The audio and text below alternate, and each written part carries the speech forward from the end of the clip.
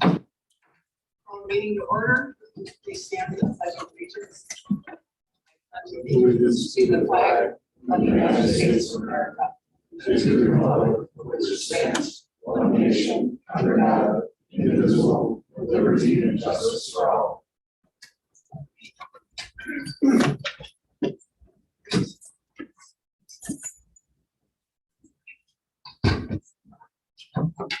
Okay, could we have roll call, please? Ryan. Here.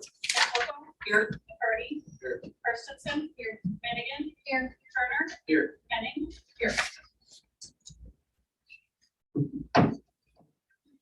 Announcements and correspondence.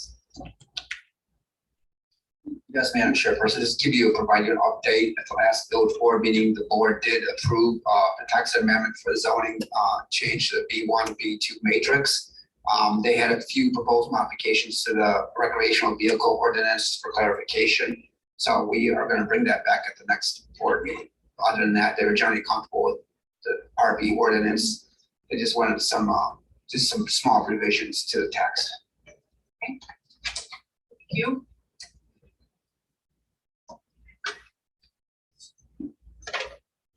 So at this point, we'd like approval. I'm sorry. The board meeting, they brought up the RV issue, and there were some comments and things that were made, changes that they were discussed. I believe we said that we were going to allow 2 times for 7 days each, one for fall, for the vehicles in their driveway. I'm not sure the minutes reflect that. I remember we discussed that at the meeting. I thought we talked about a minimum of 1 week. I don't know. I don't recall. Maybe there was a discussion about another extension. But the board clearly supported having an opportunity for an additional 7-day extension. So that was the original discussion. That's consistent with what the board discussed. In our meeting minutes, we discussed that it was 2 week long, 2 1 2 week. single week first, because it was based on your season, right? So I Right. think that wasn't clarified at the meeting. It was correct. That's fine. The board is consistent with the board. So the board was comfortable with it. I guess the 2 1 week extensions. Just as our recommendation, much of them, I'd like them to at least hear what we discussed. That's fine. I'll make sure we're going to reflect, we'll draft the language and revise language and incorporate 2 1 week extensions. Perfect. Thank you. Okay, so with that, do we have an approval for the July 6, 2022 Planning and Zoning Board meeting minutes as presented? So moved. Second.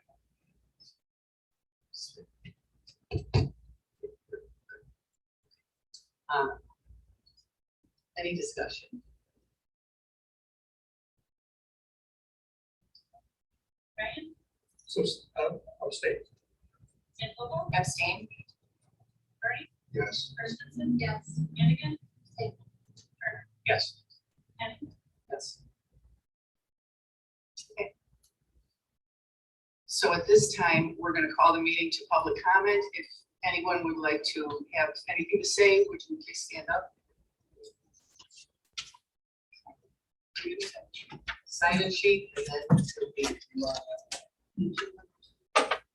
be both down. During the public hearing for public comment. So I assume this is for the Teamsters, the people here. New guy. We only have 2 people who have signed up. That doesn't mean you necessarily need to sign up for public comments. So if anyone else wants to make a public comment, please speak now or for which week. But both of them are the applicants. So it's the applicant, it's representative of the applicant for 06 and the representative of the applicant for 07. So Madam Chair, if I may, does anyone else want to make public comment tonight before we go into our public hearings? Going once, going twice. Madam Chair, it seems as though no one wants to make public comment before we go into our public hearings.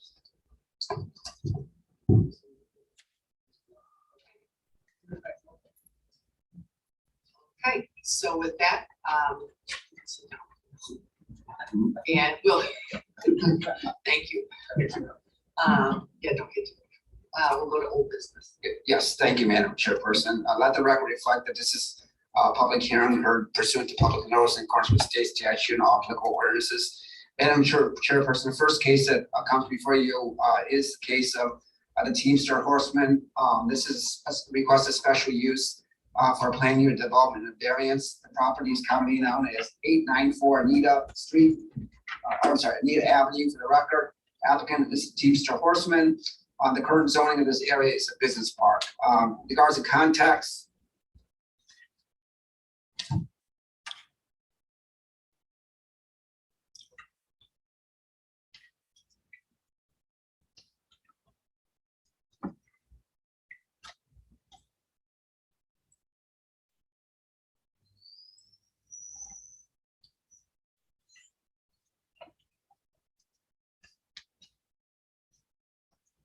This property, as you recall, is currently on Anita Avenue.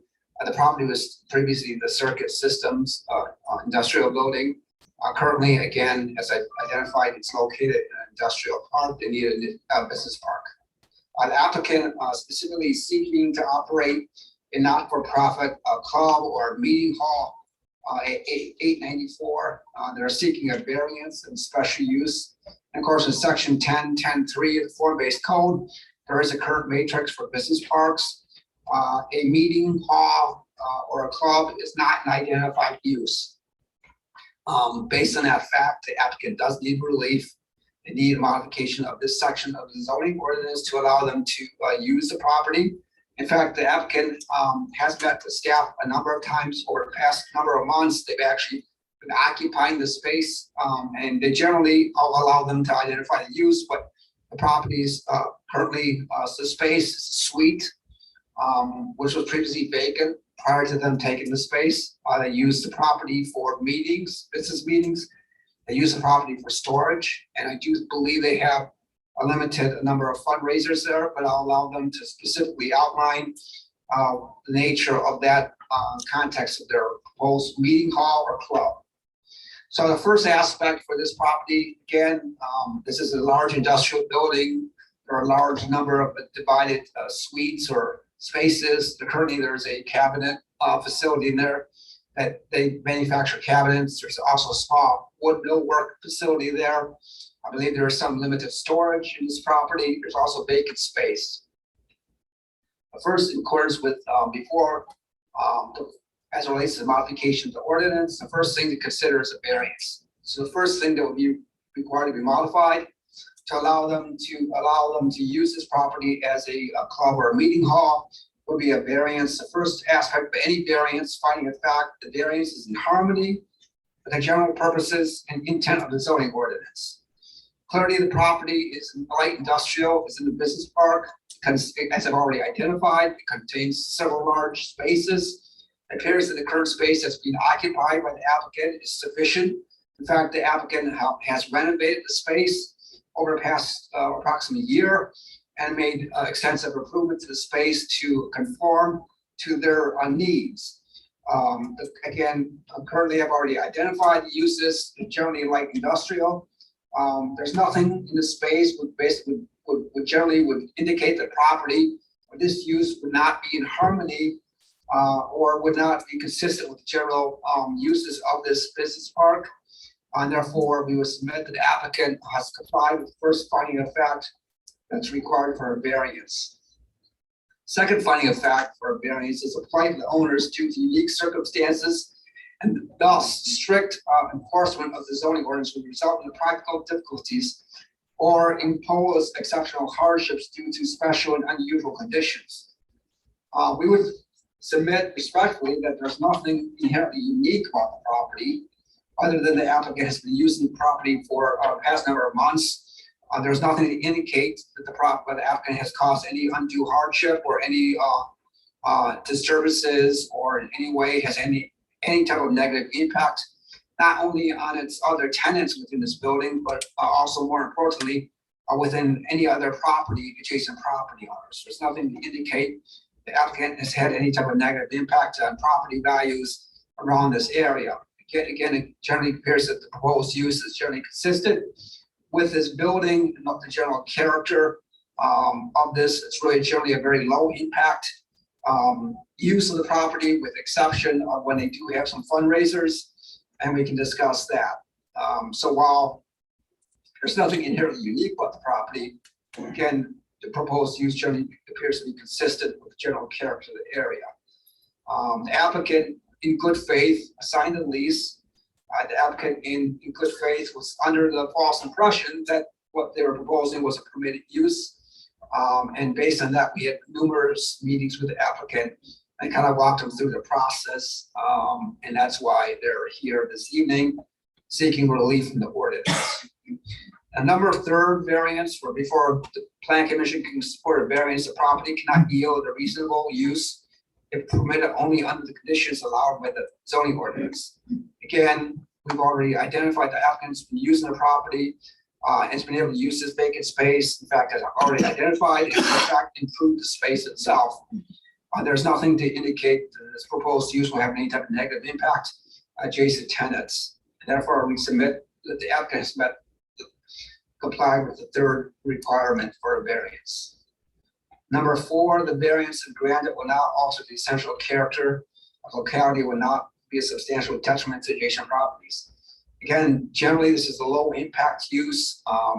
If you drive by this current property, it's really no indication that this applicant has a major tenancy or is even occupying the space. There's a access in the front facing parking, but other than that, there's no other really indication that this space is being used by this club for meetings and storage. So we would submit that there's really no negative impact because of the applicant's use. It generally considers to be consistent with the essential character of this light industrial building. The very nature of the suite itself generally affords the applicant the ability to use this space not only for their meetings, but for storage, but also some limited fundraising endeavors. As it relates to the next requirement, before the applicant will be allowed to use the space in accordance with the village's zoning ordinance, is a special use. We're seeking, again, a modification of section 10-10-3 of the form-based code matrix for the business park uses to allow them to use this facility for what they're proposing. I've identified, whenever you're looking at a special use, it's essential to look at the general character of the area. I briefly covered that, but clearly this is within the middle of the Anita Business Park. This is a business park zoning district. Again, the area to the north is a current light industrial use. The property to the east is a industrial use. The property to the west is the Canadian National right-of-way, and the property to the south is the industrial building. So clearly the context of the area, the general character of the area is light industrial. So before the Planning Commission can support a special use, there are certain standards or findings of facts that must be demonstrated by the applicant. The first finding is the special use not be injurious to the use and enjoyment of other properties in the immediate area. I've already highlighted that there's generally no reflection or no indication that the proposed club will have any negative impact on the adjacent adjacent tenants, existing tenants, but more importantly, the existing properties. There's nothing to indicate that this proposed use has had a negative impact on a property to the north or property to the east or the property to the south. I've already outlined there's a large storage area, outside storage yard to the west in the Canadian National right away. So therefore, there's no negative impact on that area. There's nothing to indicate that there'll be a diminution of property values as a result of this proposed use as it relates to this finding. The second finding of fact is required for a special use is the establishment of the special use not impede the normal and orderly development or improvements in the area. Again, this proposed not-for-profit club will not have a negative impact on adjacent properties or adjacent uses. This is not only reflected by the fact that the village has received no complaints during their tenancy, which has been almost a year. I may be incorrect, but it's been a number of months they've used this space. We've never received any complaints because as it relates to the use of their property. As it relates to, there is no formal site plan that's required for this. No exterior modifications are being made to this property. But obviously, this type of use, I'm sure there'll be some questions about parking. Based on our observations, there's over 18 parking spaces that are not utilized in the front parking lot adjacent to this building. So as it relates to currently the parking for their meetings, whether for their limited storage, there's clearly a surplus of parking for this facility. Now, when they do have fundraisers, I think the applicant can identify where the parking is. Again, for those events, we've never had any complaints for parking. I think they generally park on the site. There is a large area in the rear, a large gravel yard that could also be used for surplus parking. But I'm going to allow the applicant to identify how they handle parking for fundraising events. So in sum and substance, Madam Chairperson, we are making a recommendation this evening, favorable recommendation that the zoning board of appeals recommends approval of variance, allow the Teamster Horsemen to operate stop-for-profit club at the property commonly known as 894. As it relates to special use, we're also making a favorable recommendation this evening to allow the Teamster Horsemen to operate this property for a profit, not for profit club / meeting hall at the property commonly known as 894 Anita Avenue. And with that, I'll conclude my staff report. Thank you, Mr. Bergen. So who is here representing the Teamsters?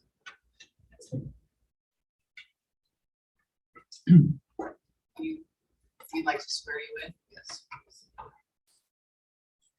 Do you have any, we just verified all of us. Yep. They're not gonna speak, I'm just. Okay, yeah. Do you swear to tell the truth, the whole truth, and nothing but the truth? Thank you. Your name? My name is Tim Hill. And Madam Chairperson, members of the board, thank you for your time. I know we've filled the location. For us, this is very important. So my name again is Tim Hill. I'm the Secretary Treasurer for the Teamster Horsemen, Chapter 25 North. I'm a former Antioch resident, and I've worked in the town of Antioch for 22 years. I'm a garbage man. I've serviced probably most of your trash and or recycling for the past 22 years with Waste Management or Groot, now with Groot. So perfect. We have Rob Noyes. He's our vice president. He's from Southern Wisconsin, spent his entire life near the Antioch area. He's also worked in Antioch since 1999. And Darren Wilson, our president. He's originally from Highland Park. He lived in Antioch for more than a decade and has also worked here about the same time as me since 2000. The members of our board are all in the front row here. And we just wanted to explain a little bit of what we were. We are a group of men and women that shares a passion for our community and our veterans. We use our love of motorcycles to pool our efforts and help the community and our veterans through charity rides and other various events.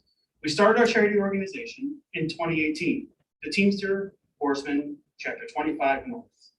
We are a 501c7 nonprofit organization. We have a federally recognized EIN tax number and an ID, so we are fully legalized. We are part of a nationwide group of like-minded motorcyclists and Teamster members, their friends, and their family. Nationwide, our group has more than 1,000 members. Every member gives an oath, which is on page 16 in your booklet.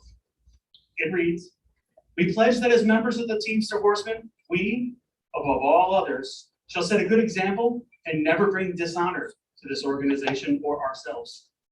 We pledge that we will support our brothers and sisters in the Teamster Horsemen, regardless of race, creed, color, or national origin, and will never knowingly harm or bring reproach upon a member of the Teamster Horsemen or this organization.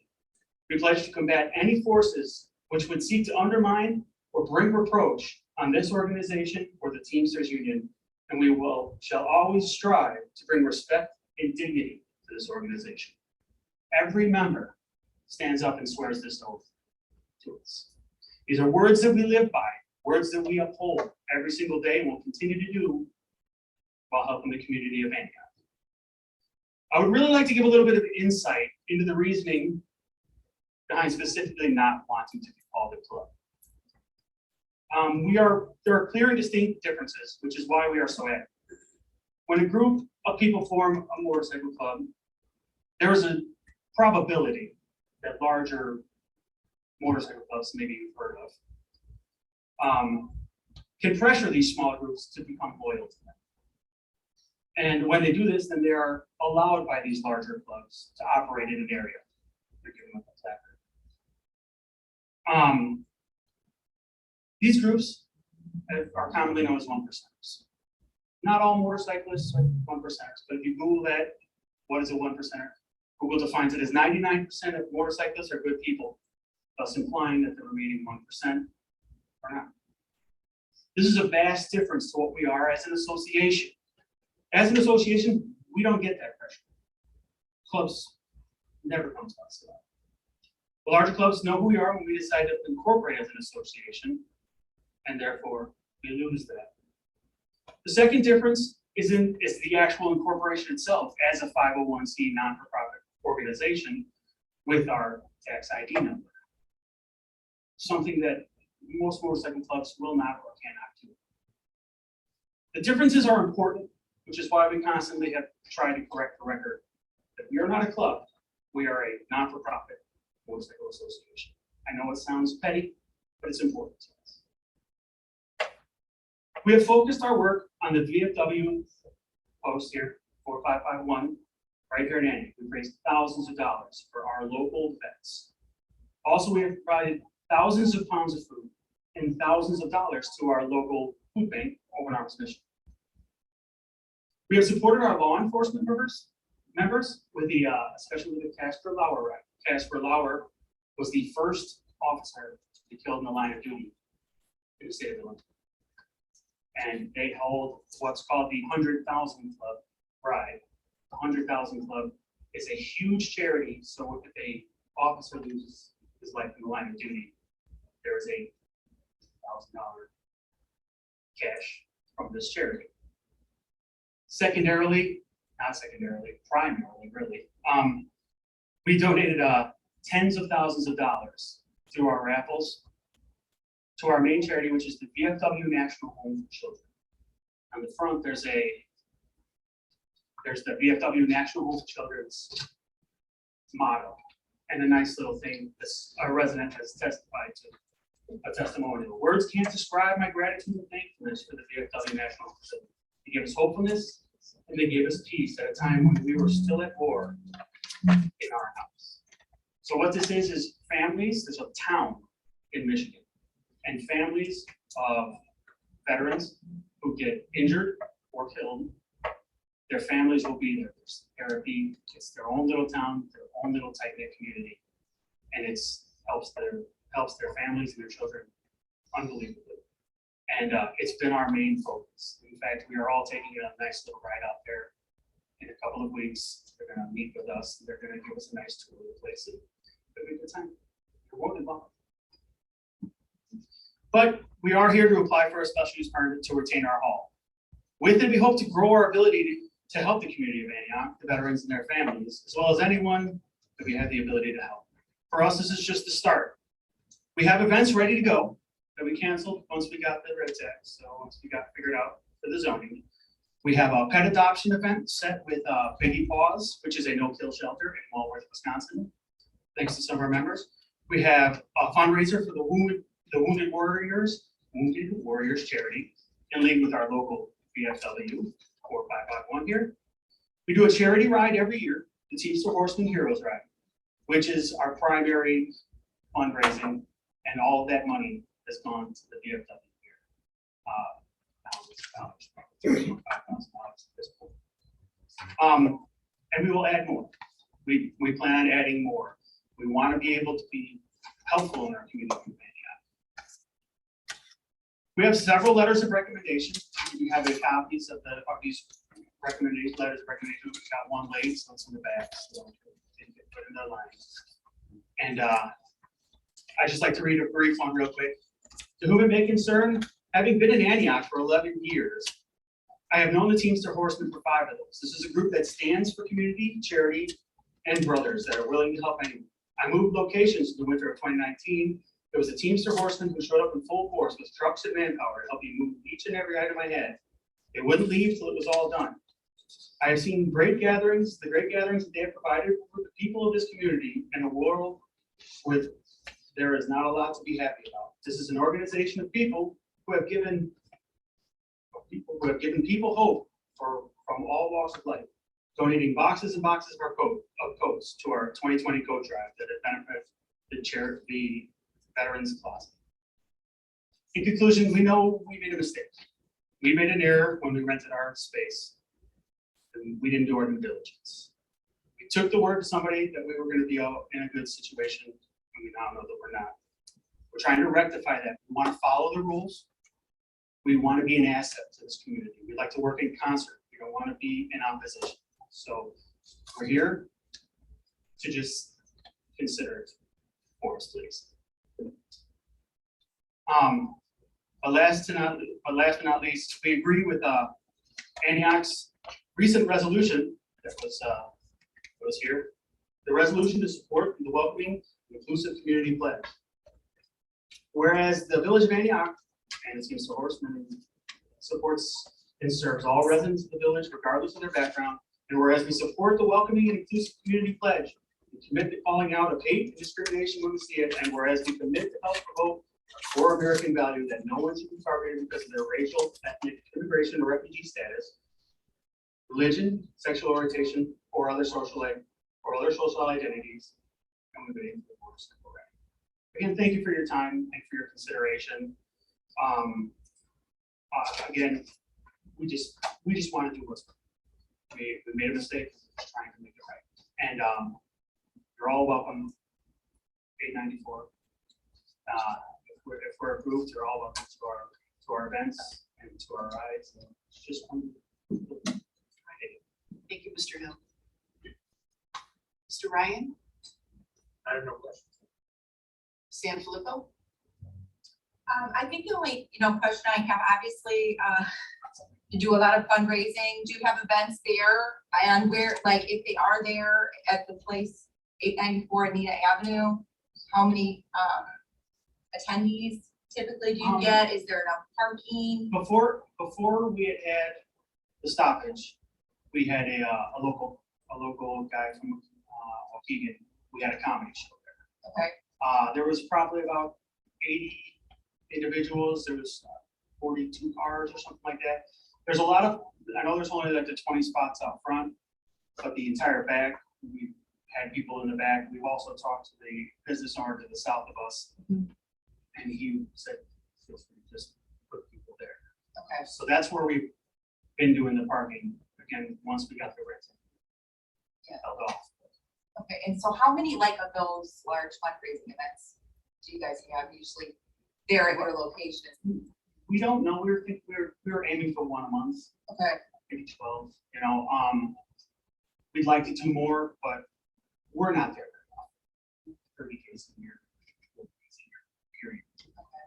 It's that we're there for our meetings on second Thursday of the month, and then we were planning on having one open night where people can come and see what we're about and talk to us, and then one event a month, like 36.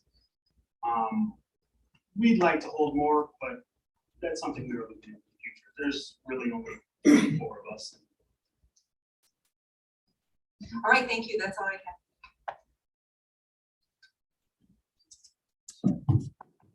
Ask one procedural question. Mr. Hill? Mr. Hill, do you want to ask for the admission of your red packet as Exhibit A for this? Oh, yes, I'm sorry. We didn't know we could give it early. It's my fault. I should have brought it up, so I apologize. Yes, if that would be. Sure. Madam Clerk, can we make sure it's covered? Thank you. Thank you, Madam Chair. Mr. McCarty? Unfortunately, I always have a lot of questions. That's fine. That's what I'm here for.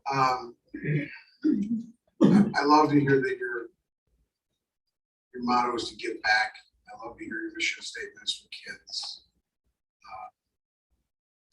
A couple things housekeeping wise would be to have some type of statement from your neighbors for your parking, saying that they are allowing you to have that available. So it gives you the ability to have the amount of people you need there for your events. 501c7 is basically a fraternal organization for an organization that's their own club. It houses your capabilities that you put forward for your mission statement. Your mission statement and its entity is allowed to do 35% fundraising beyond what you take in from your members' sole fundraising capability or income. If you're going to be doing an event once a month, you're going to be having a decent amount of people there. The numbers are probably going to work against you a bit. Are your members the only ones coming to those events, or is it members and guests that are invited for that event only, or is it open to the public? Generally, what we've done has been open to the public. Like I said, we do have many members, and what we do is generally when we have somebody come in and do something, we sign them up as an honorary. I understand. It's kind of make it difficult to escape the rules. So, unfortunately, or fortunately, I know a little too much about the rules and what has to happen. I've been a member of 501c4 for 22 years now, and I've been on their board for 18. And we just became a 501c3 in the last 10 years. And it's the world's largest organization, which is Alliance. So, very familiar with that. I'm also on a private organization that's a 501c7, like you. Just careful with the public. That makes it difficult. If they're an invitee of a member, then they're part of your members. So if you openly advertise it, then it's public. Now you have that gray area for the amount of money you can raise, the amount of money you can have in from that avenue. Are you going to be serving liquor at those events? We generally do. Okay, so you're going to have to come forward. Yeah, and obviously this is a good, I mean, obviously all legitimate and relevant questions. That is, and Mr. Hill, and I talked to the commissioner, he had the question. Obviously that is a different proceeding, which I'm sure you're aware of that than that today. Today we are here for the land use relief for the special use permit and the variance, and then that would be a different licensure status from state and local authority, village, relative to liquor licensure. Just because you get wine doesn't necessarily mean you understand that? Just don't want to go through this entire procedure and have everybody realize that, okay, we're a club that's allowed in our village, we're fundraisers. That means we can get a liquor license anytime we want. We knew that was we discussed with Mr. Garrigan, Mr. Pacelli several times, and we were under the understanding that we're going to have to file that. I don't know what it is yet. I haven't looked into it. I've been We filed many of them, so for me, I'm sure. I'm going to use more right now. I don't know what I just opened up Pandora's box. So that's number one. Number two, do you do raffles? We have done raffles, and we do have an annual raffle. Okay, so raffles are licensed also through the village, so you're gonna have to get an application for license and get approval from that through the village board also. But that's Just- not this, that's the regular. Right, that's regular, that's procedural through the village and what they do. Just making sure we're dotting the i's and crossing the t's here. If we're gonna allow this to be first time. Besides VFW, Moose, which isn't in the village, but was previously. And my club, Lions Club, but we rotate, we go from facility to facility, different places and do our meetings. This would be one of the first in the village to be allowed. And I know that in the past, we have had some bad eggs that made this look very hard and tough for you guys to be accomplished. It's a special use permit, so it can be pulled back. Correct?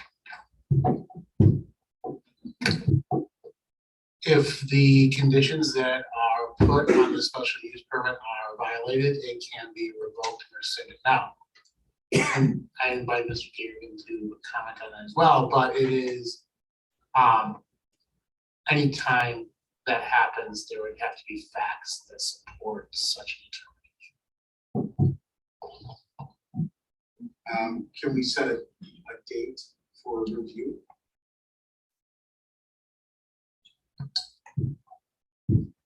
Conditions can be recommended by this body.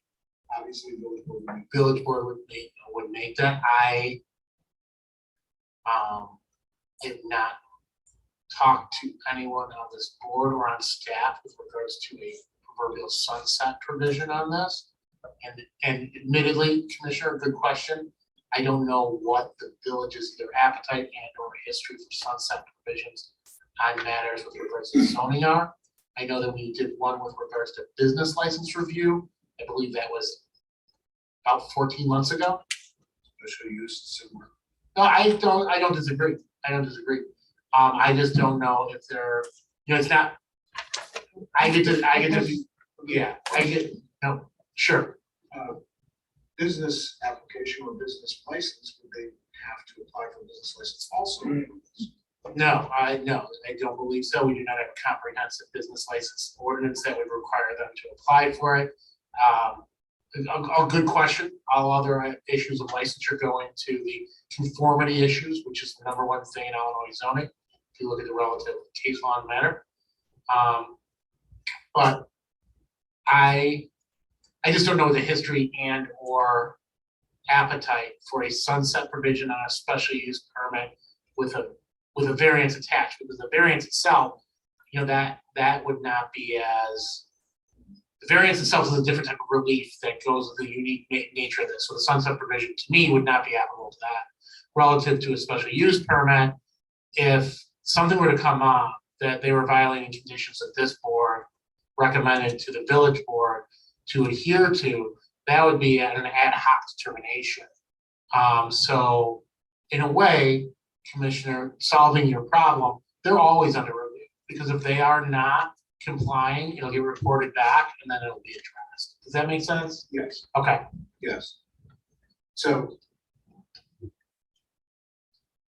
the extreme condition is that you're always under the microscope, so you're going to be watched constantly. People who are at your events, things that can happen outside of your events, other people that can be affected by those scenarios. All right, one more question. Gaming. Are you intending to do any type of gaming fundraising on premises for your primary purpose? Okay. You're not looking for an open liquor license, you're looking for like liquor licenses to be used for event. We generally don't sell liquor, we just serve it. We're not selling liquor. So generally, when they come in, whatever they, obviously we take the donations, but we don't say, we don't technically sell liquor. We do serve it, we do have an insurance policy for them. And the insurance policy is part of Group Exhibit A, correct? Yes.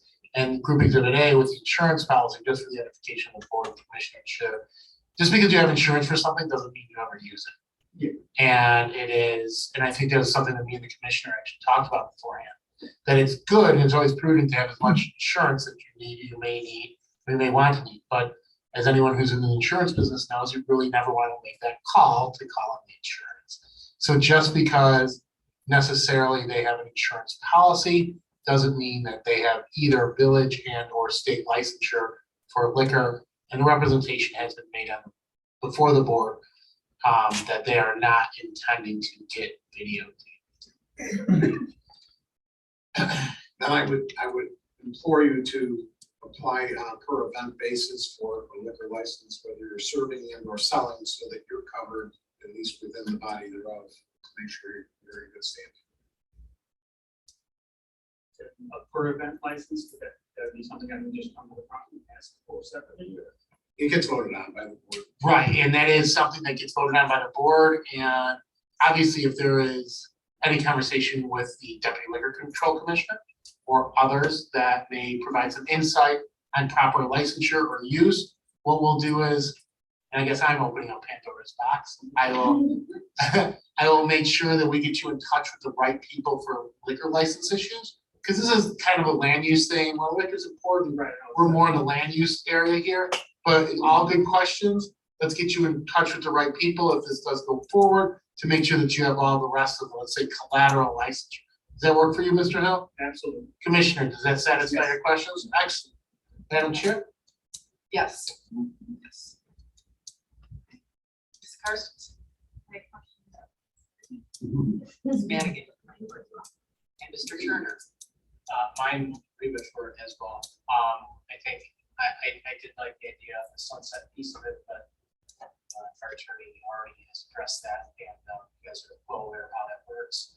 I think in general, the idea of this also coming around again and saying, well, we did these guys, and about these guys, that's one concern that I have, but knowing this area, knowing this building, I really don't see a problem. And I think that you guys, hearing what you guys do in general with your fundraising events, I think that it's pretty neat stuff. So looking forward to seeing, where it goes. One more question, how many members do you have?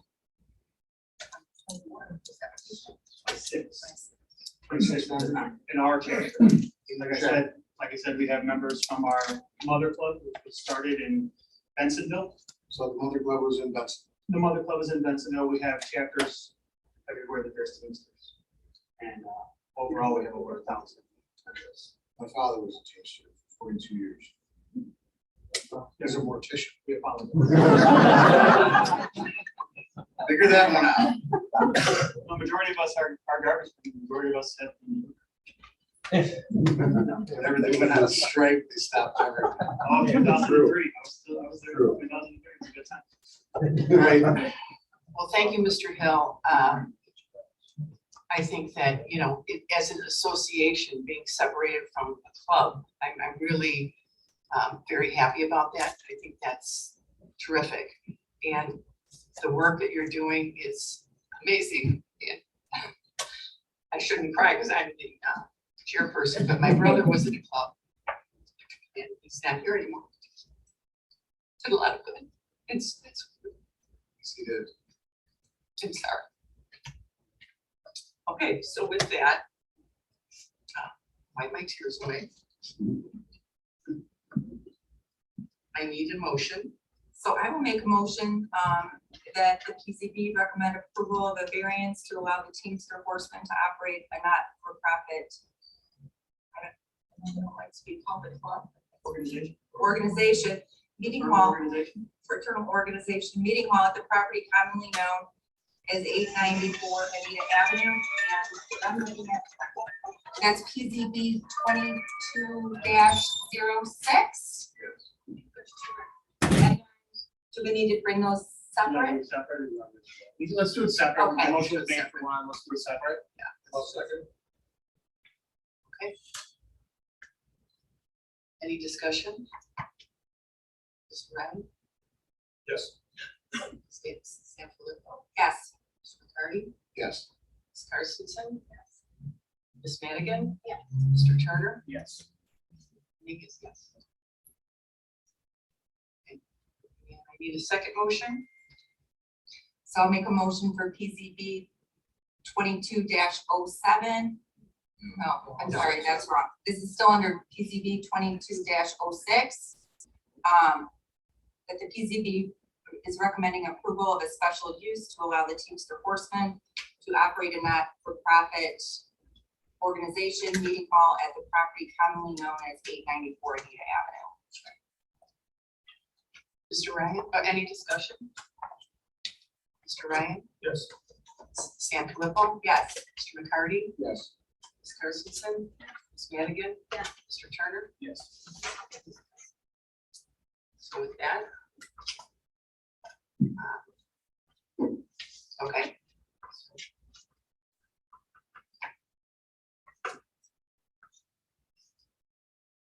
Yes. So that would conclude this part of the hearing, and so if you'd like to leave, if you want to stay for the next agenda item, you're welcome to.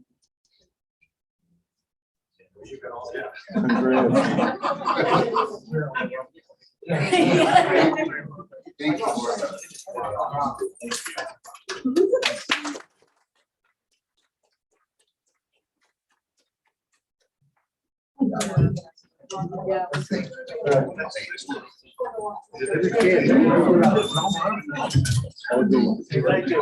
Thank you for all your. Vietnam veterans.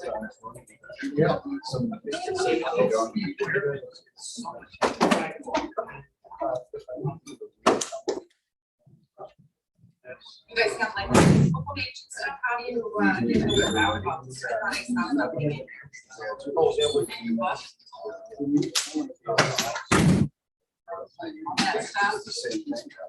That stuff.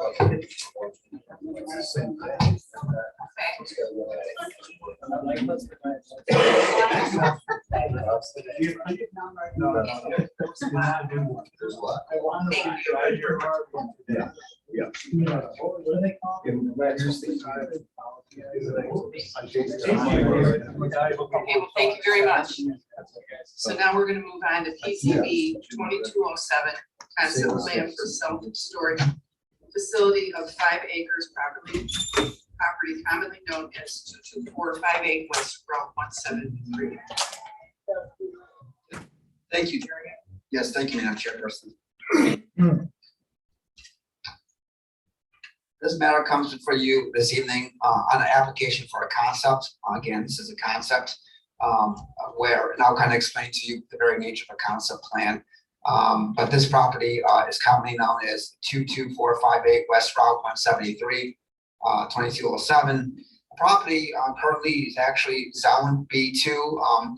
Just to kind of give you a history of this property, staff is working with Mr. Plowens, the Plowen family, which is this property, which again, for context, is just west, immediately west of the Menards, where the Menards and existing outlets there on Route 173. The Plowen families owned this property for many, many years. Back in 2019, they came before this planning commission and the village board for recommendation for the annexation. So this property was annexed into the village with the intent, with the hope to have this property developed for commercial development. At that point, there was an annexation agreement that identified commercial zoning for the property. So property has been zoned B2 for a number of years. Now, in regards to concepts, what we have here this evening is a concept. What we're just, the opponents are generally looking for the general input from the planning commission on a conceptual or possible potential use of this property. Again, we're not getting into a site plan. There's no technical site plan. We're not getting into engineering or parking analysis or architecture that would come in for a full site plan review if there's support for the concept. This property has actually been marketed by Keller Williams, actual brokers here this evening, who can provide you a little background on the extensive efforts that have been made to market this property for commercial development. Staff has been working with the broker for the past several years and trying to find commercial end users for what we've identified potentially as 2 commercial outlets, generally between this property's eastern boundary and a western boundary, which is a little bit east of Brown Road. You know where Brown Road is. So we've been trying to find end users. We've talked to a number of potential commercial developers, but as of this date, there's no, I believe, letters of intent or contracts or proposed entitlements for the commercial outlets. A number of months ago, Menards actually reached out to staff with a concept to basically expand their current campus. As you know, Menards has a large parcel just to the east of the site. They are proposing to purchase approximately 6 acres, I believe, of the 10-acre site, or I'm sorry, 5 acres. And their concept is to construct a self-storage facility on that property, which would be located just to the west of an existing detention pond on the Menards facility. Because this property clearly is not zoned for self-storage is generally identified in our light industrial uses.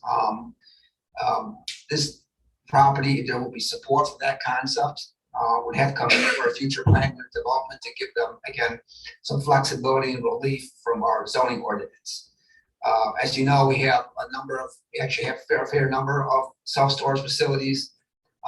Actually, throughout the village, most of those facilities are located in our M1 district, our light industrial district. So with regard to access, I don't want to get into an extensive discussion about access as it relates to this, because again, it's not a site plan review. But the only existing access would be the current access drive. There's an access easement that provides direct access to the outlots in front of Menards. So the only access to this site would be through that access drive. As you know, Route 173 is under the jurisdiction of IDOT. So the long-term plan, hope, is to have a signal at Brown Road. Right now, that's probably not the warrants to do that, but there are some questions about the marketability of this property from the two commercial outlots. Menards has identified that, consistent with our discussions with other developers, they would again propose to develop two commercial outlots. So regardless what happens tonight, our hope is that there'll be two commercial outlots on Route 173 as part of the Cohen property. But the question is, and this is also the question since Mr. Plone, the Plone family has come into discussing their initial annexations, what do you do with the rear property, approximately 5 acres? The rear property behind the commercial outlots, excuse me, what's the best use for that property? Clearly it's not commercial. I mean, you're not going to get a commercial end user behind two other commercial end users, just from a commercial perspective. So there's also been an open question about what the best and highest and best use is for the subject property. So this evening, they're looking at a concept, again, from Menards to use that rear property for a self-storage facility. Again, our hope is that somewhere down the road, Brown Road will be fully improved. There'll be a full signalization at Brown Road. That would still require us not only probably to do some purchase of right of way, because this property does not abut Brown Road. There's actually two intervening flag lots. There's two small parcels that which are located to the west of this existing 10 acre site, which the village would have to work with those homeowners to provide enough right of way for future expansion and improvements of Brown Road. But Brown Road, we see as a major commercial intersection, as you know, maybe don't. Just to the west of Brown Road is the 80 acre marketplace property. As you recall, there's a 500,000 square foot power center that was proposed for that property prior to the recession in 2008. We are currently working with potentially an end user right now for a mixed use development of that property, which incorporate a residential component, potentially some commercial on 173. So again, we see Brown Road as a future major commercial intersection, serving not only the Plowen property, but also the marketplace or Brown LLC property to the west of this site. I just want to bring that up for context because staff does have some concerns. Obviously, we think that whatever is developed on this rear 5 acres is important. It does not become a detriment or in any way be injurious to the character or future development opportunities of the 80 acre site to the west, which is the marketplace or Brown LLC property. Especially if that property develops into a residential. We want to make sure that whatever's developed on this rear 5 acres is generally consistent with the character of the future development in that area. So our final analysis is the question this evening is generally is from a conceptual perspective, would the planning commission be comfortable with some relief or flexibility for a self-storage facility on the rear property itself? And if so, what would the context of that development would look like? Staff does have some concerns. We question fairly that whether this is the highest and best use. Now, to be fair to the applicant, actually, if you talk to the self-storage industry, which is actually one of the fastest growing commercial industries in the United States. It's still in major expansion mode. There's still interest in self-storage. It's a growing field, unlike the retrenchment of retail throughout the United States. Self-storage is a growth industry. And secondly, you talk to self-storage facilities, they generally like to be on commercial corridors. So to be fair to the applicant, it's not unusual to see self-storage facilities on commercial corridors. But historically, Antioch has always tried to locate those in light industrial areas. But to be fair, we do have obviously self-storage facilities. The whole character of Main Street, north of North Avenue, is generally self-storage facilities. So whether that was the best and highest use for that property, there's not much we can do about that. That's the existing character of our Route 83. But the question is, would this be an appropriate use for this property? So again, this is conceptual discussion. And with that, I'm just generally looking for a discussion. Mr. Plowmans are actually here with their commercial broker.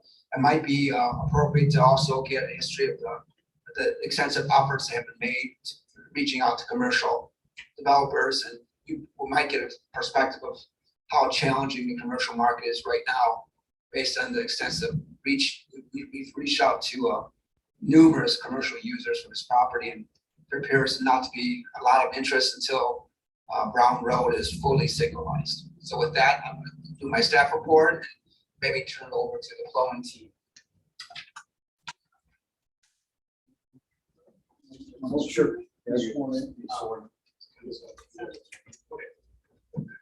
You don't need to be sworn in.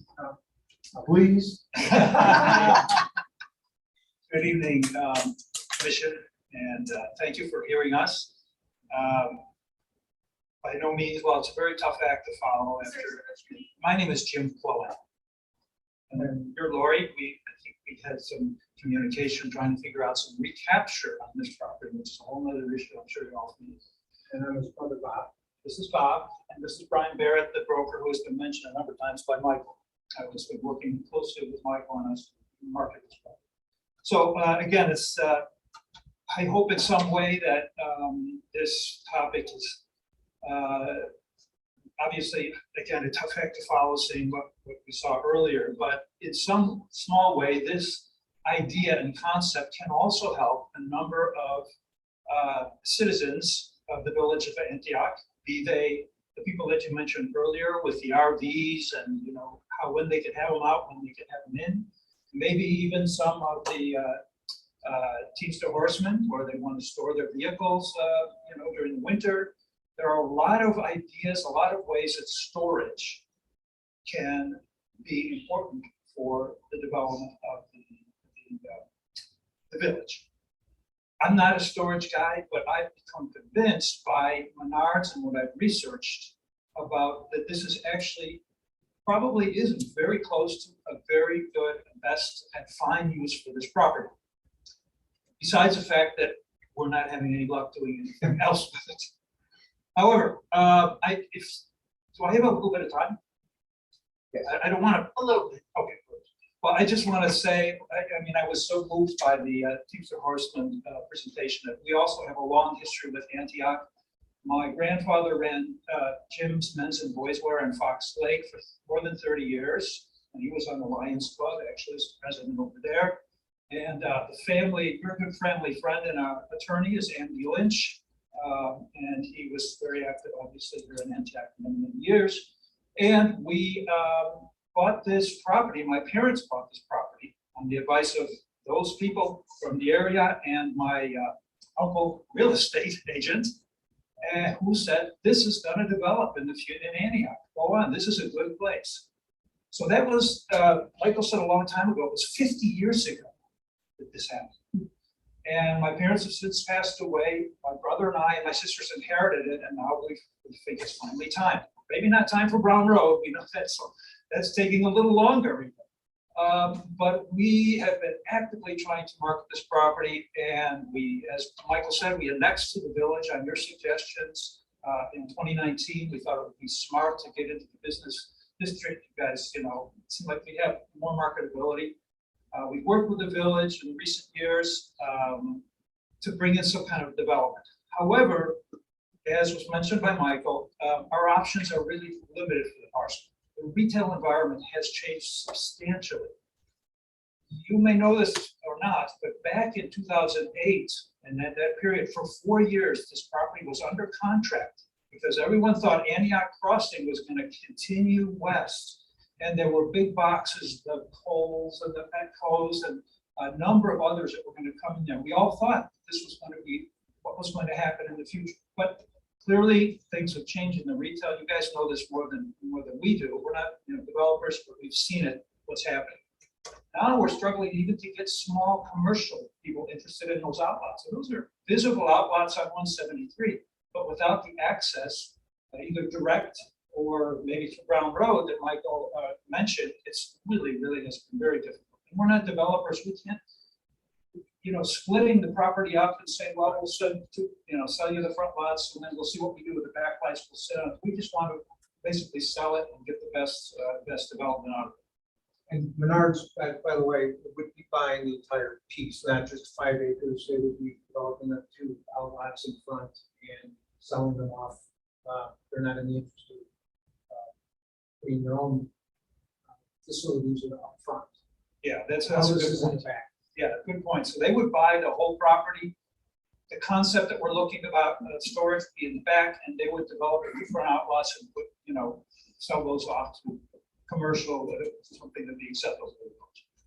So we have our experienced real estate broker, Brian Barrett, who's done a long work for us and has talked with, and I'm just going to talk about the back office, senior housing, healthcare, offices, grocery, and it's just been very difficult because of the access, which we talked about earlier, and it's almost undevelopable.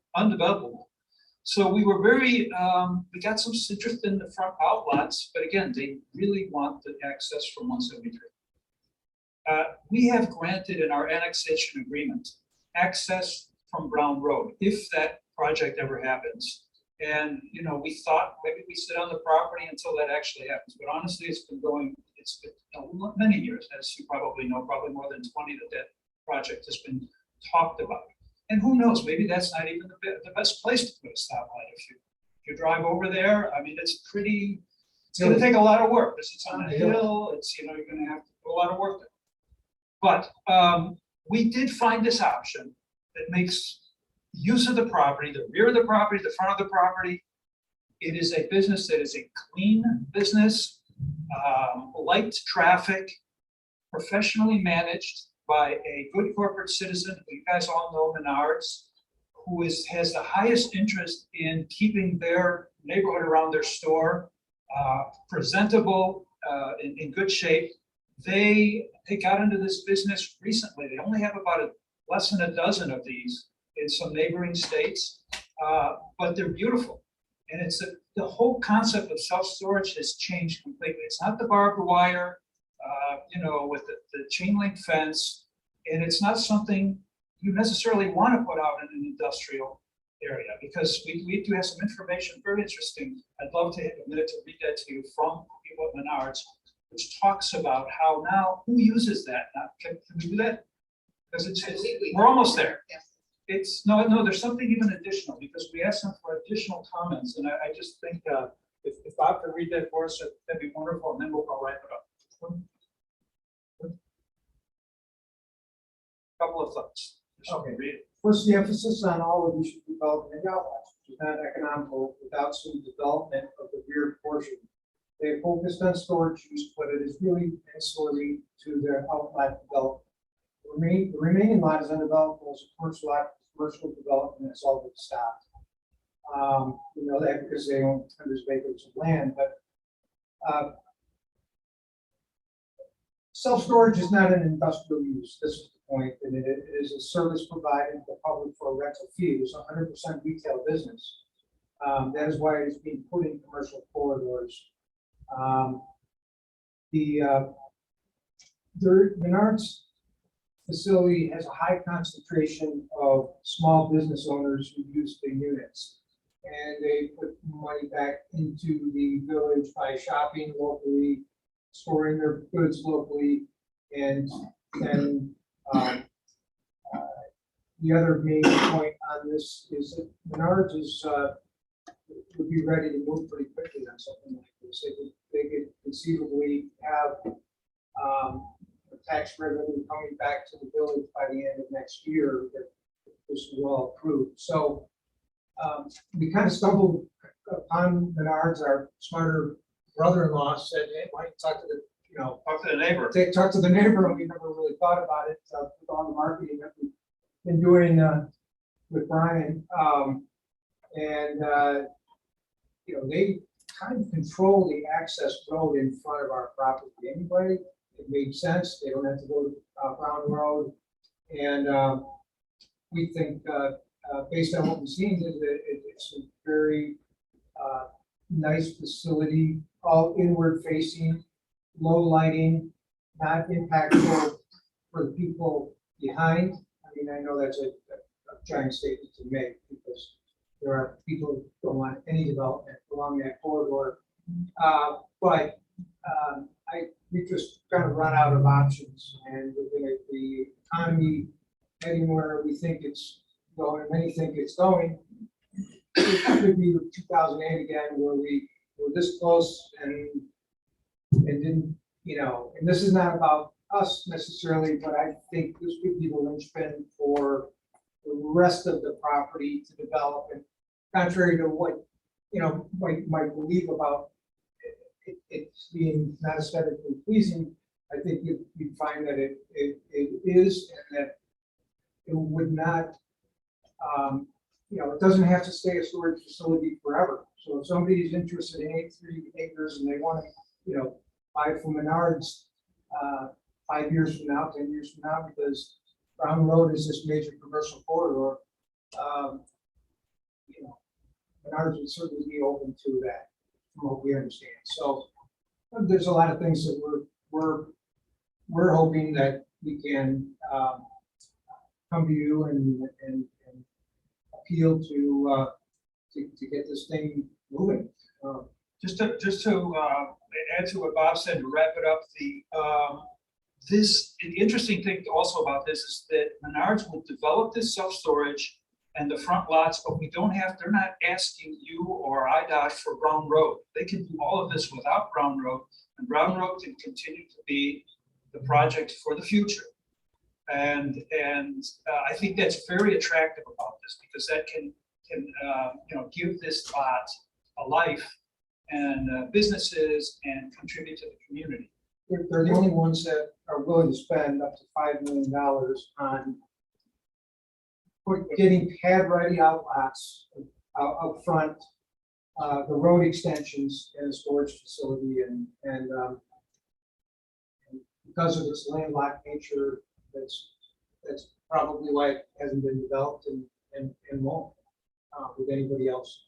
I feel like we're kind of speaking to objections that we haven't really heard from you, because we might hear from you, yeah, we love self-storage, we understand. I Googled self-storage today. Do you know that there are more than 50,000 self-storage units in the United States? How many dollar stores of all the brands are? Only 35,000. There are more self-storage units than all of them: McDonald's, Wendy's, Pizza Huts, Taco Bell's, and about 4 other chains put together. Self-storage is huge, and it is a service for the community, and nobody likes going to those horrible places. I think that's why Michael mentioned they're looking to be people don't want to travel far for their stores. So when they're moving in, there's their stuff because they're moving to a place. They want to go to a nice place, safe. They want to feel a branded self-storage from Menards. I think would be a very positive thing. So again, we're telling you all this because we understand that the staff at least had some concerns about self-storage in this area. And so we believe that we want to give you the other side of the story and let you guys think about it and let us know what you feel. And so we brought Brian all the way up here from Hi, I'm Brian Barrett. I've been a commercial real estate broker since 1986. I think that gives me 36 years in this business, and I'll be brief. First off, I'd like to point something out on the rendering. The access for Menards into this land is across easement right here. below where the storage, the compensatory storage is existing for water. Secondly, this is a self-contained facility. They plan on building a wall around this facility and directing the lights inward so it does not disturb the surrounding area. Third, we talk about best use, highest and best use, but sometimes it's a mirror. You've got 80 acres next door to our property that's going to be single-family homes and commercial. Would those people, those single-family homeowners, benefit from having a storage facility right next to them? And would that not possibly increase land values and your taxes? Lastly, the last thing I want to point out to you is that this is a 100% retail operation.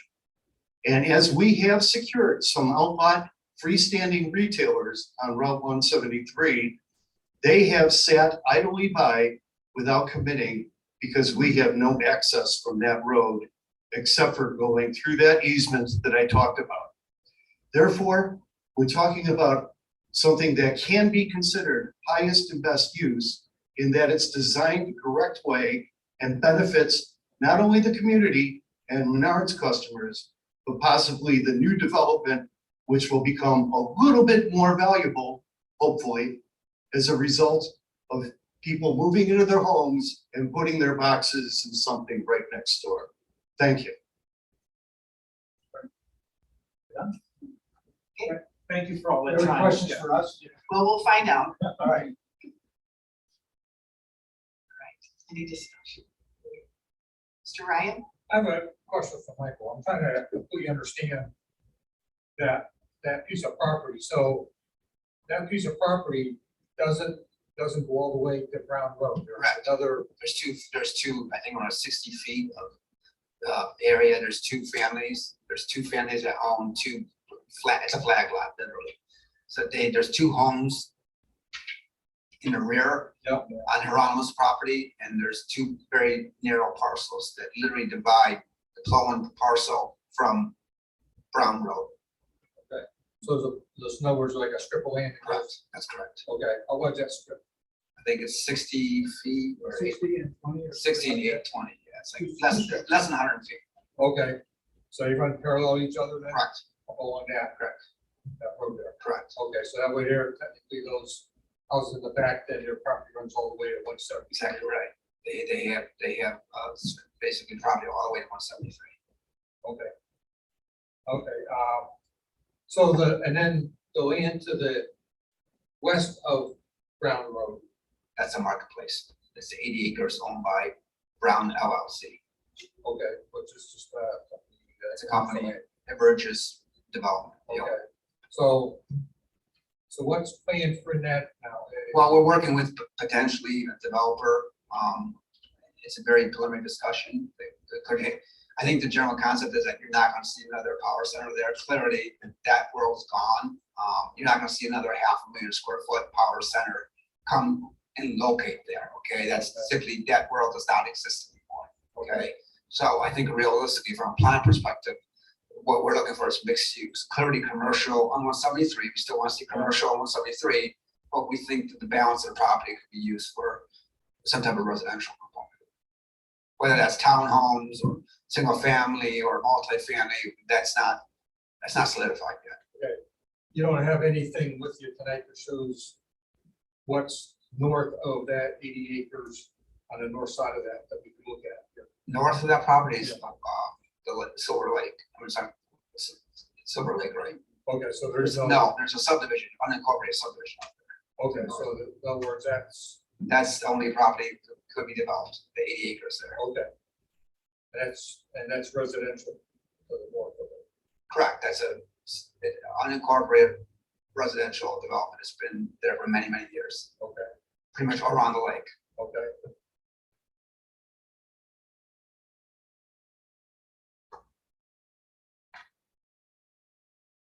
Right now, the way into the west of Brown Road though, what's that zone right now? That's all. That's zone? currently B2, commercial. commercial. So if they want to put residential in there, they'd have to come back. And do a PUD, PUD to Right. change all that. correct? Okay. And there'd be, and really there's no interest in doing the improvement of Brown Road until that would happen, or? Well, we've discussed that with developers and, you know, nobody wants to take the lead on improving Brown Road right now. There's right of way acquisition. Obviously, there has to be a signal there. We have to work with IDOT. It's, you know, it's a complicated endeavor. you know. Yeah, I It's agree. probably something that will have to be led by the village. And because there's no pending development there yet. Yeah. We're not taking an initiative yet. I can see why, I can see that. And even if we did improve it, there's no guarantee that IDOT would give us a signal there because the warrants have to be there. Traffic warrants. And you're still, and somebody, how you gonna go about, how do you go about acquiring the property that between, the land on the east side of Brown Road? Would you ever acquire that? We would have to try to, we're best case scenarios, we're very persuasive. We've reached out to those property owners. We're either very persuasive or we would probably have to do some type of eminent domain, but it's premature for those discussions yet. Okay, We haven't had serious discussions with those property owners. so that affect you just take the land along the road, or you take all the way up through, including the house, the property with the house? No, which is probably along the roadway. It wouldn't, you know, I don't think we would need to touch the actual households. Okay. Yes, you know, Brown Roads, I'm using a road. It's really not a road, it's a glorified driveway. Yeah, I'm in, yeah. It's gravel, it's Yeah. glorified, it's really a glorified driveway. So we keep talking about this road, it doesn't exist. I'd like to make a comment that, if I may, that back in 2019, we were happily living as an unincorporated 9.8 parcel of property with low taxes, farmland.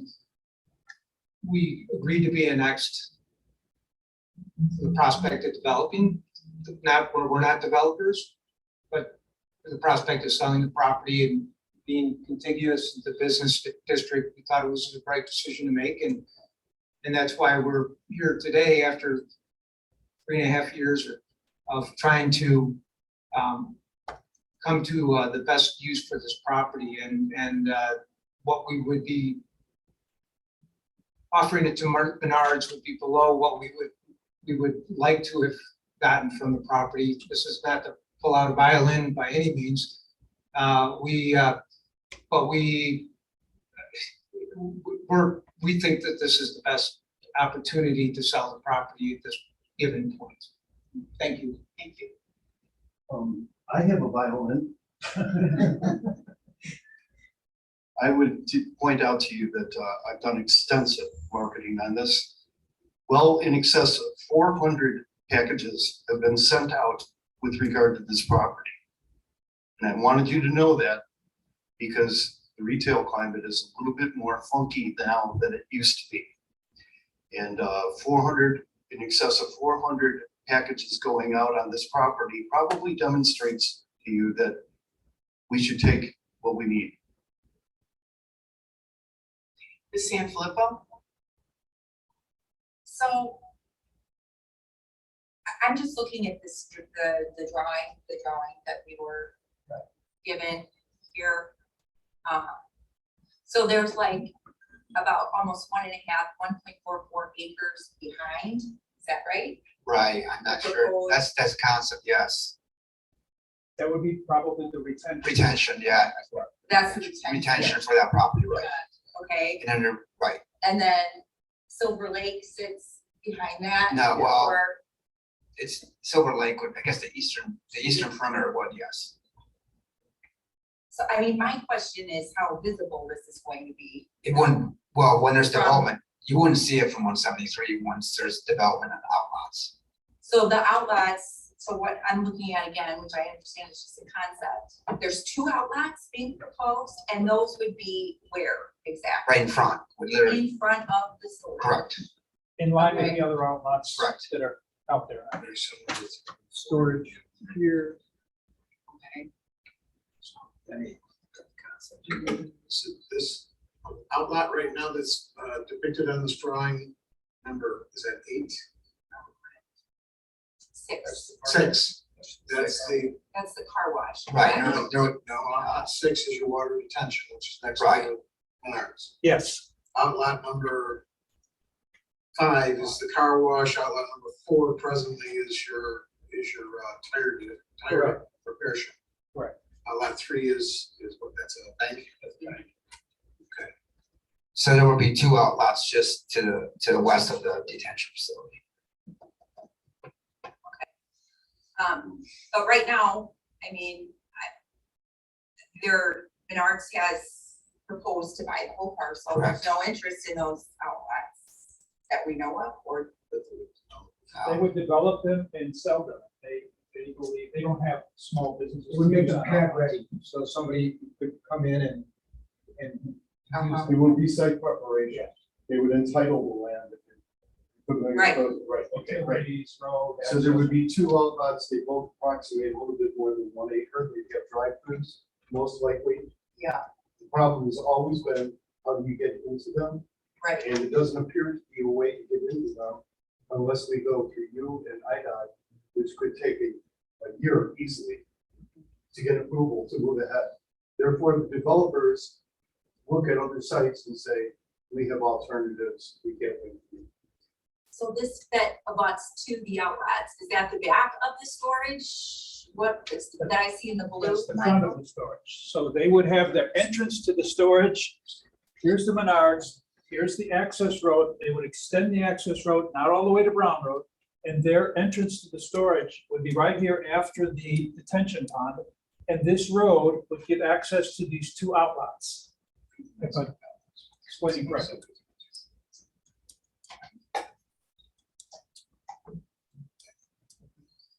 So how, there's 100 feet, those other 2 parcels, Michael, between this and the Brown?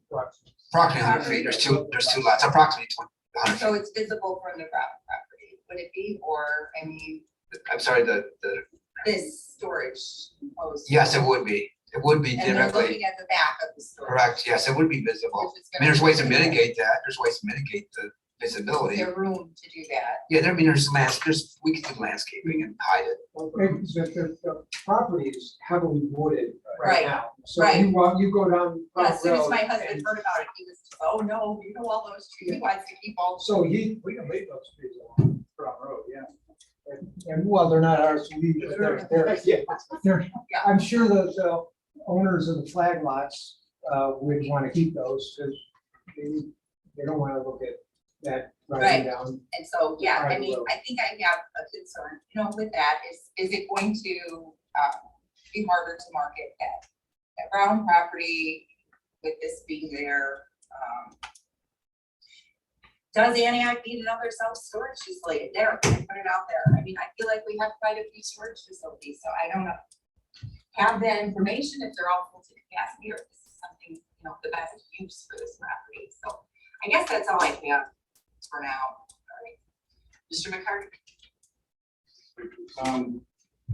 Some of the downfalls with self-storage is tax revenue from retail, which is what this was supposed to be. Self-storage is it's been a tax, which is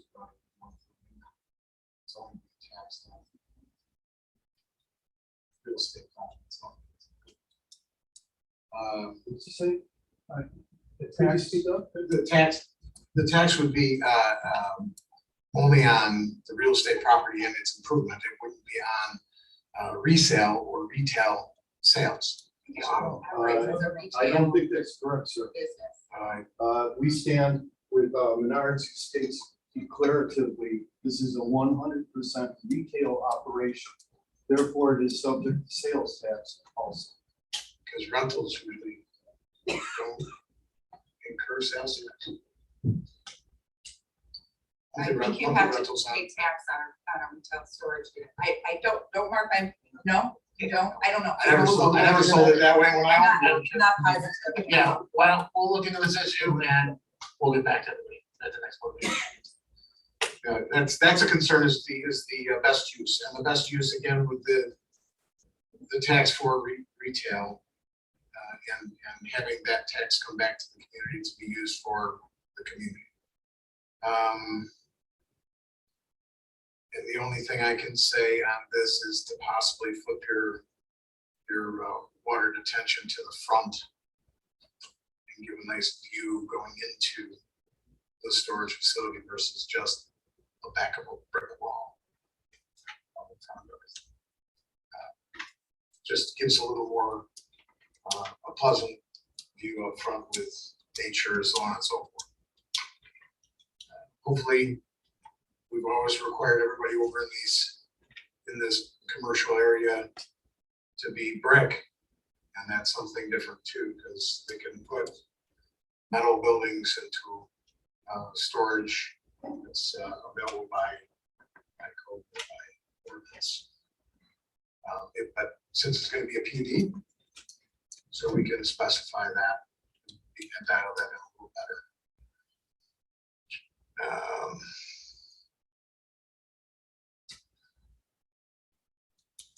That's really all I have right now. I mean, the biggest crutch that we have for the village and Brown Road is those flag lots, and the people who own them, they're not willing to release them. That's going to be an issue for years to come. Ms. Carstensen? Just what happens after this? They have not had a formal application. Correct. Yeah, they haven't done it for that. There's been no formal application. Again, this is a concept, just generally provides an applicant opportunities to kind of get input of the planning commission and village board. You know, if there's positive input, then they would have staff on site plan review and start the full process for site plan review. So right now, it's just very conceptual. In other words, it's an idea. Would the planning commission be open to a self-storage facility? Ultimately, the village board will have to make the decision. It doesn't make sense for them to spend, you know, engineering plans, architecture if it's non-starter. That's why we have a concept process. And are you gonna be looking for a vote on this No, it's just kind of general input. conversation? Yeah, just conversation. We're not looking for a formal vote. Be nice to have somebody.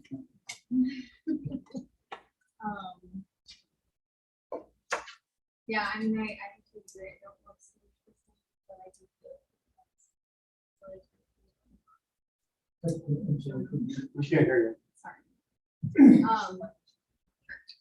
I was saying, I am also not a huge fan of the storage facilities. I do understand, how many people use them. I think that's interesting. I'd be curious to see what Menards specifically look like, and how we can guide that.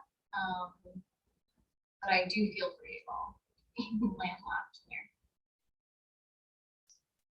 Ms. Madigan? Yeah, I would like to see what the Menards has done with the other states that you referred to. I mean, just to see the concept of it.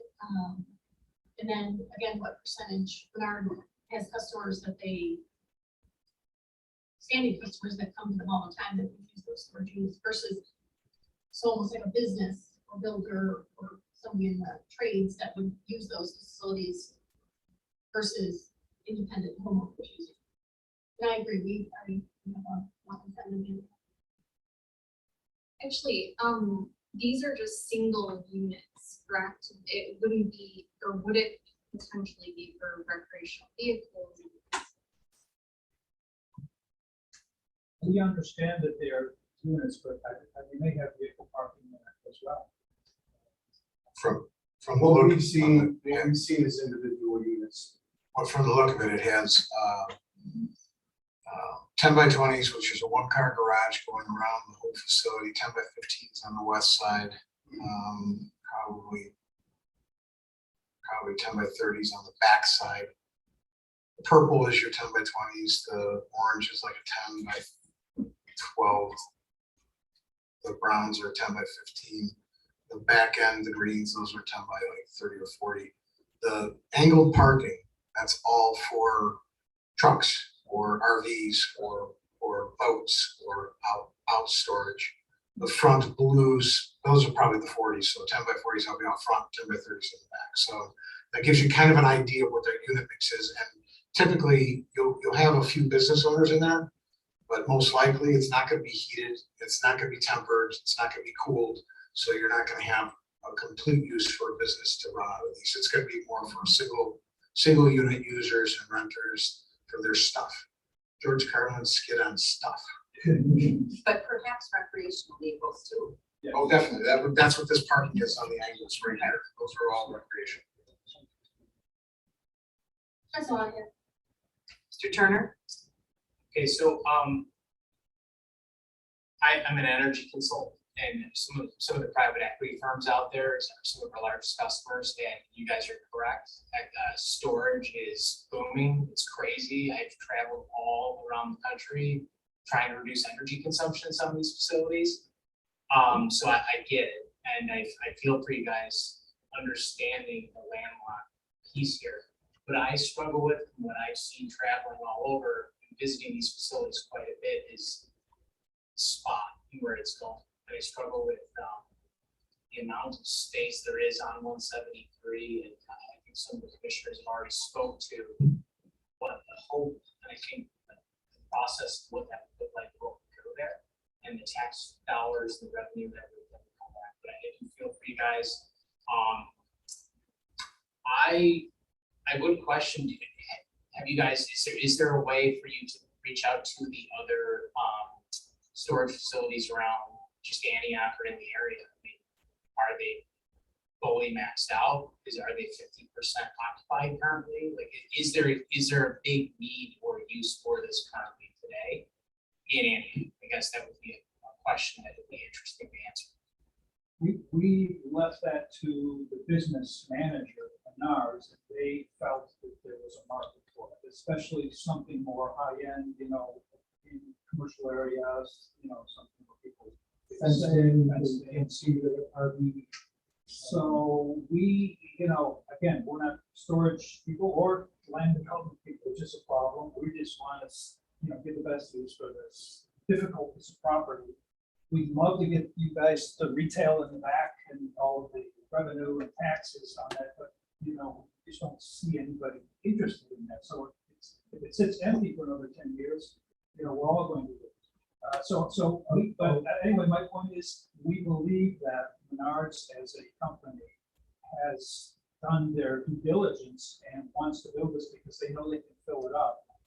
And, they're a good corporate citizen, taxpayer in the community. You guys already know them, we work with them. They're big landowners, they develop a lot of properties, they're going to use high quality developers. They'll work very well, I'm sure, with Michael and his team and whatever they have to do.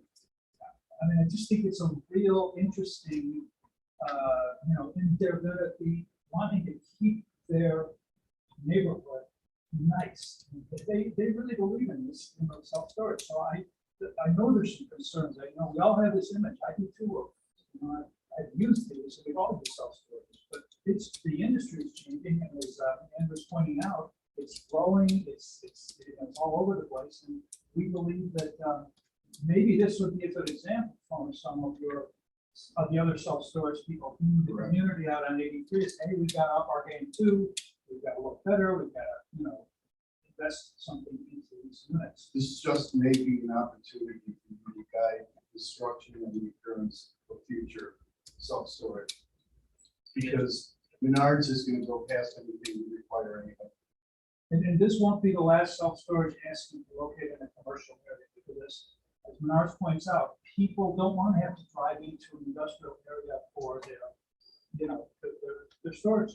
They want to have something, they only want to go a few miles away and have something that's easy in and out on a weekend. So I'm thinking that there is something developing here that maybe, we need to think about, not the old way that things look in the future. Well, thank you. Was Menards invited tonight? Yes, they felt that, first of all, they're not the property. We are the property. And they want to come to you knowing that there is a receptivity to this concept. They don't want to come in here, buy the property, come in here, and have perhaps a rejection of this concept.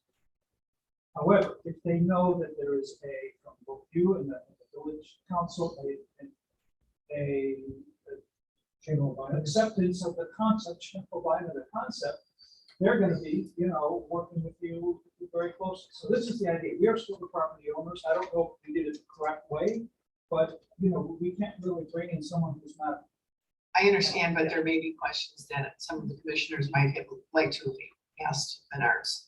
So. Perfect. We can get those answers, absolutely. Yeah, you said- When we get contact information from one contact source, Mr. Garrigan yeah, so and Mr. Turner again. Yeah, just one last comment. I mean, we're just having a discussion here, and just kind of like knowing the area, right? So I was at a facility about a year ago, and it specifically was around, I think that's some of the other commissioners were alluding to, was recreational storage. And it was heated, cooled areas where you could think about how many boats are in this area, potentially where you could store those.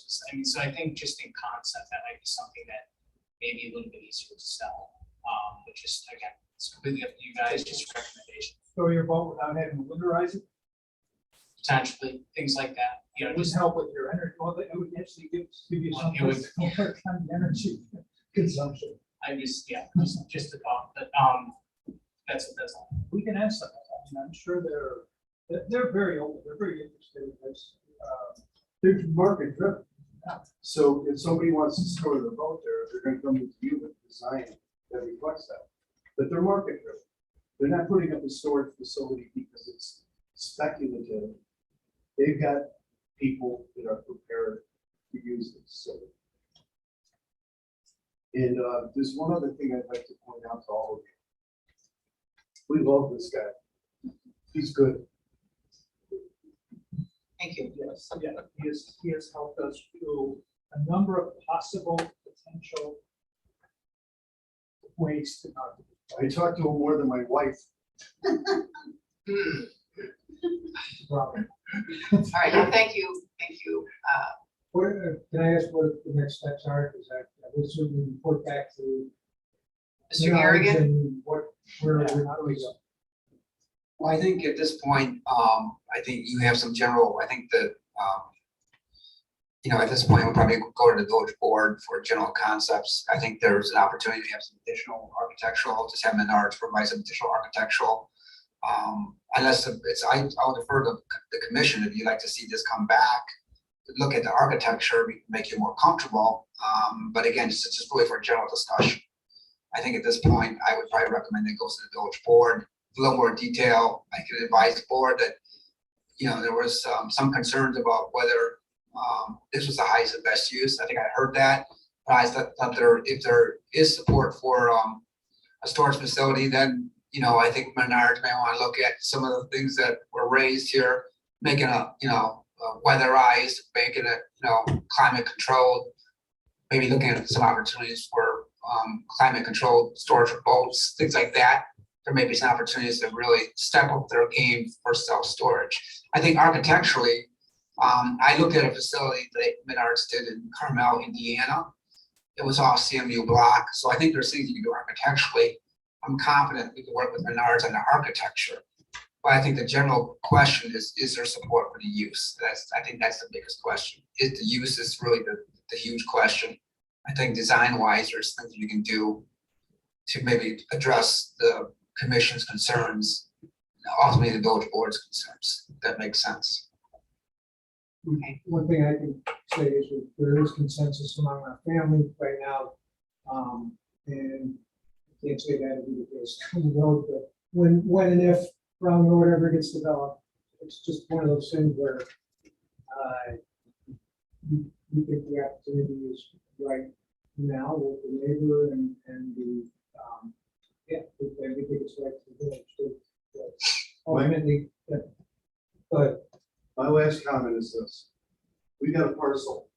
It's 330 feet wide and 1,000 feet deep. It's zone B2, which is retail.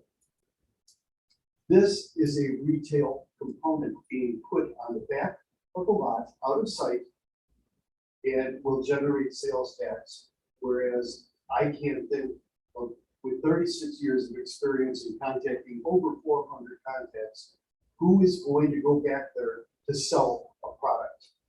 Therefore, we've come up with something that may generate sales tax and serve the community at the same time. Thank you. I still don't feel that that's a correct statement. We're gonna look into these. Thank you Please so look into the much. sales Yeah. tax thing because we're led to believe. We're gonna look into it. Thank you. We're gonna look into it. Thank you all very much.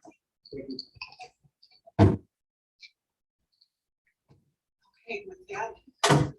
You want to say anything? Thanks, Mike. Mike, yeah, pleasure. Just a second. Yeah. This is one of the property owners. Oh. She might be. Or so, you know, I just. Okay. That's right. It's, you know. Okay, we're all done now, right? Yes. It's not a public It's hearing. not a public hearing. Go out the back door. I mean, no? Is there anything you want to say? Well, I was just wondering if there's gonna be access 24 hours. That's something that you can manage. Okay. Regardless. There's, Yeah. Brown Road is always gonna stay Brown Road, it's not gonna tie to this property. The concept we're looking at is just, entering in our. So they have to come in, they have to come in. There's All one. in favor? Aye. We haven't talked about that. Right. Your turn. Thank you all. Thank you.